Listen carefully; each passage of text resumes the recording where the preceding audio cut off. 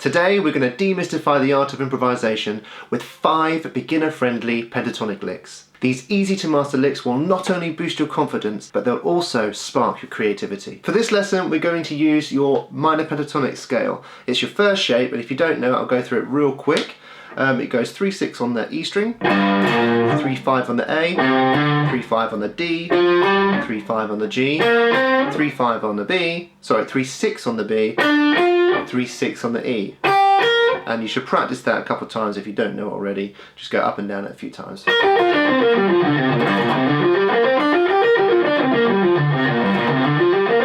So the first lick is really simple. It's just this.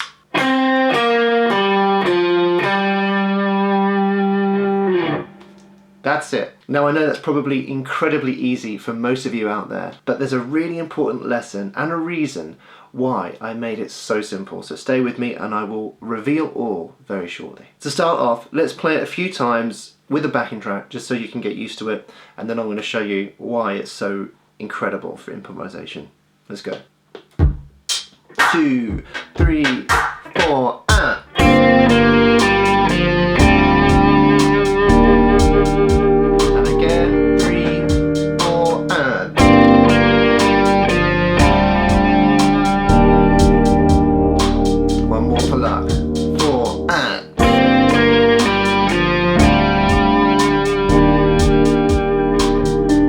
Okay, so now you've got it. Let me reveal the reason why it's such a simple lick and such an important lesson for improvisation. What I'd actually like you to do now is to change that lick by just making one of those notes a slightly different length. Check this out.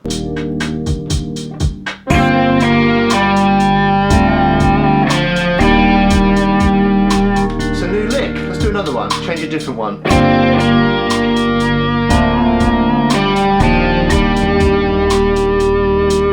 Another new lick.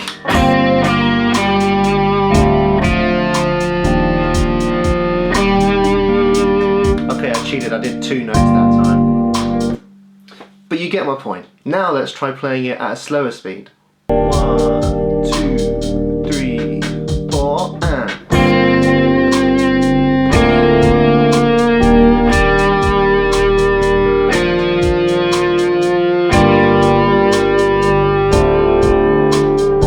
Okay, it's a bit long, but it's still a new lick. Now let's try playing it faster. 3, 4, and... Oh,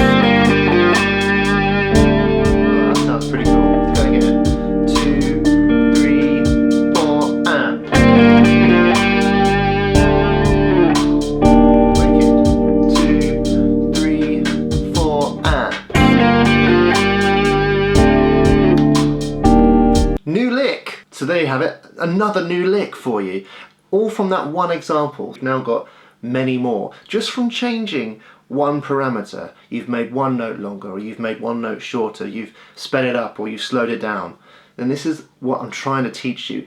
Improvisation is a form of expression, and you have to learn from an early stage how to express yourself. I see tons of guitar tutorials just rinsing their guitar saying, these licks will unlock your improvisation. Well, do they? Not really. All you're doing is learning other people's licks. And yeah, they sound cool, and you might want to keep a few actually, because they sound wicked. Chuck them in your lick bag and just whip them out whenever you need. But you're not actually learning to improvise like I've just taught you.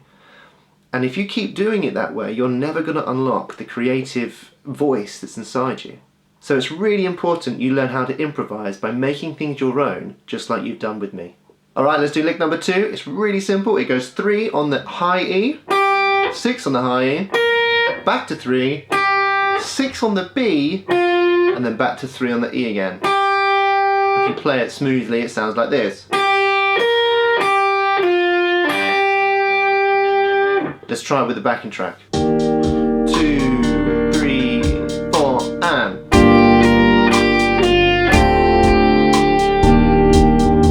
Let's make one note longer.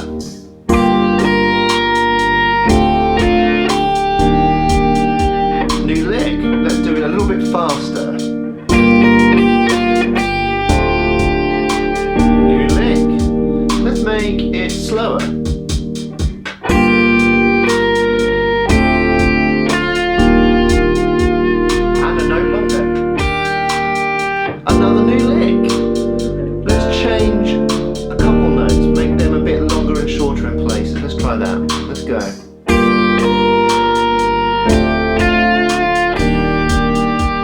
I'm going to put a stop on one of the notes, a little rest.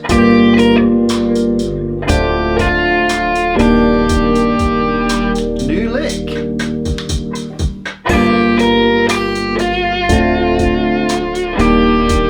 I did some vibrato there, I'll get into that in a minute. So there you have lick 2. Again, it's the same principle. You want to move some notes around, change it ever so slightly, just try and spark some creativity. Start thinking about what you're playing rather than regurgitating everything that people have taught you online. Okay, make it your own. Okay, here's lick 3. 2, 3, 4. So that's 4 3s on the D and then a 5 on the G. Let's go. So let's make one note longer.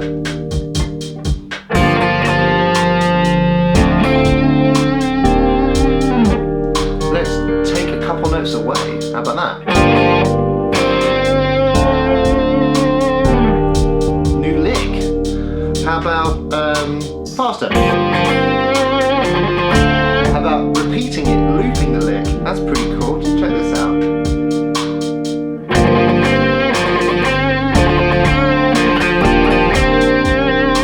So I repeated it, then I slowed it down.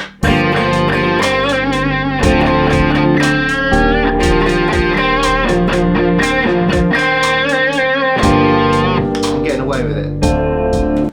Sorry, but you get my point. Changing it slightly sparks more from you. You start to develop a voice, and that's really important. So now we're getting used to changing these licks ever so slightly and making them our own, just from changing a rhythm or a length of a note. We actually have another plethora of tricks in our arsenal, and I'm talking about, of course, articulation or embellishments, or simply put, the way you play a note. And I'm talking about bends, vibrato, slides, hammer-ons, pull-offs, staccato, legato, accents, pinch harmonics, all of that good stuff, all of that good stuff. Let's learn lick 4 and I'll get into it real quick so you can see what I'm talking about. So to do lick 4 real quick, it goes 5 on the D, 6 on the B, 3 on the G, and then 5, 5 on the G. Together it should sound.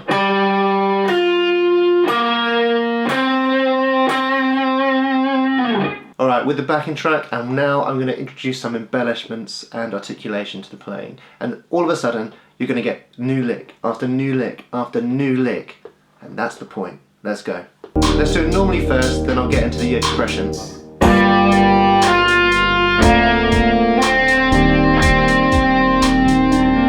Now I'm going to add vibrato.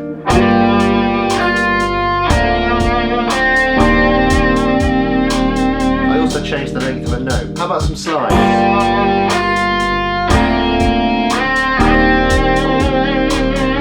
And vibrato. Hammer-ons. Grace notes. How about that? I sped it up. I did a slide and some vibrato. New lick.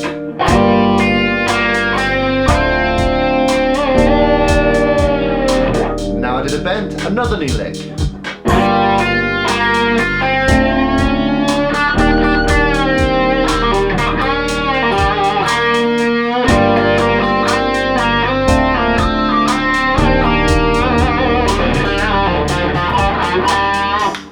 Getting away with myself again. Sorry, getting away with myself again. So this expressive playing and articulation is incredibly important to learn when improvising, because rather than churning out your bog standard licks and sounding like everybody else, you're actually going to start creating your own voice. And let me tell you, that is an incredible feeling. You've probably seen and watched your heroes on YouTube, Guthrie Govan, Tim Henson, Scott LePage, Van Halen, Steve Vai, Joe Satriani, all of them. You can see when they're playing that they close their eyes and they're just in this, what we call the zone, and that's when their voice is being projected to you. Now I know that those guys are way up there and their voice is incredible and it's their own sound, it's their own style, and this is the way to do it, this is the way to get your own voice. Because let me tell you man, there's nothing better than just switching off, closing your eyes and playing and just speaking through the instrument. I mean, I've done it to the point where I've literally drooled on my guitar, dribbled on my guitar, and it's gross, but it it snaps you out of the zone, I tell you that. But yeah, it's just a good feeling. You are talking in another language. It's a language that is understood by everybody, because everybody has feelings, and it's a pure emotive language, and it's all to do with sound, and it's just phenomenal. But you won't get there if you don't learn how to improvise, if you don't learn how to talk through your instrument yourself. And this lesson today is how you do it. Change the notes a little bit, do it your way, express yourself. Let's do some more. Lick number 5. So lick number 5 is incredibly easy, and I've done this to really drive my point home. It's 3 notes, it's 6 on the B, 3 on the B, and then 5 on the G.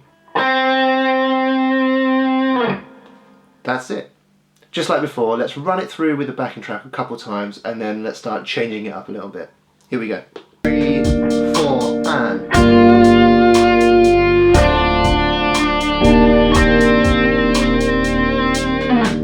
again.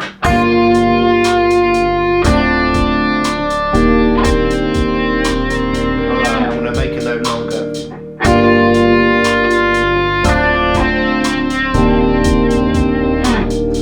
I'm gonna, I don't know.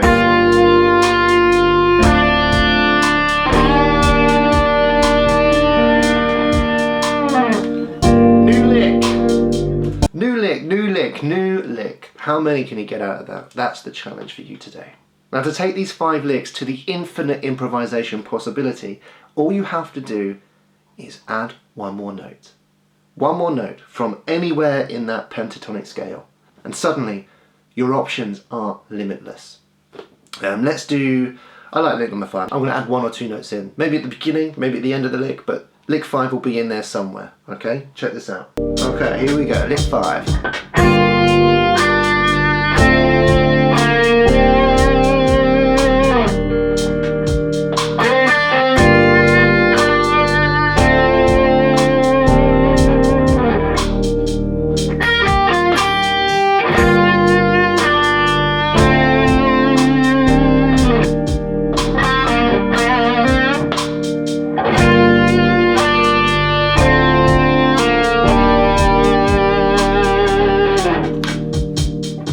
You get my point, right? Suddenly you've got 8 more licks, 10 more licks, 20, 30 more licks. The possibilities are endless.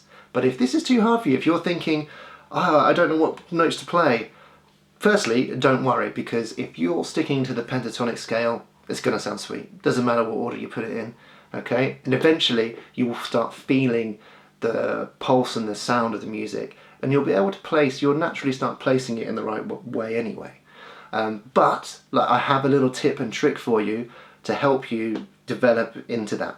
And that is, you're going to love this, that is sticking the licks that I've taught you today together. So maybe do a lick 1 into a lick 3, or a lick 2 into lick 4, or a lick 3 into 5. And suddenly, those 5 licks I've just given you, you've suddenly now got 25 more licks. You've come to the right place. So maybe we're going to do lick 1 into lick 3. So lick 1 was... and lick 3 was... so let's just see how that sounds. 2, 3, 4, and...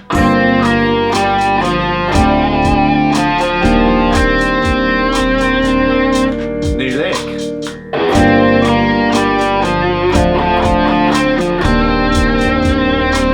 By adding a couple notes or repeating some notes, another new lick. The possibilities are endless. Let's do another one, lick 2 into lick 5, for example. Lick 2 into lick 5.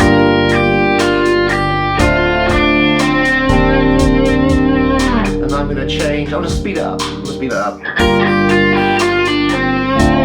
Ooh, I put pull-offs in there as well, if you know what those are, check them out. Here we go. But wait a minute, I've got even more for you. Everything you've done in 3rd position on that first minor pentatonic shape of G minor, you can actually double all the licks by just moving it up here to the 15th fret. What I mean is this, check it out. So you've got your minor pentatonic scale down here. You can actually play it up here as well on the 15th fret. Suddenly, everything you've done here can be transposed up an octave here. You've just doubled all the licks you've learned today. New lick! I'll show you exactly what I mean with the backing track. Let's try it. So let's do lick 3.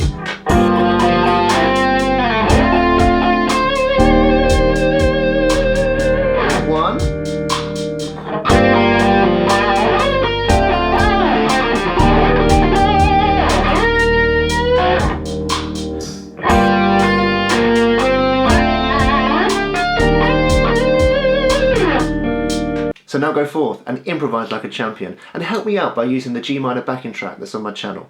I also have a sister video coming out which gives my best advice to beginners when they learn to improvise, so like and subscribe and check that out when it's released. I'll see you soon.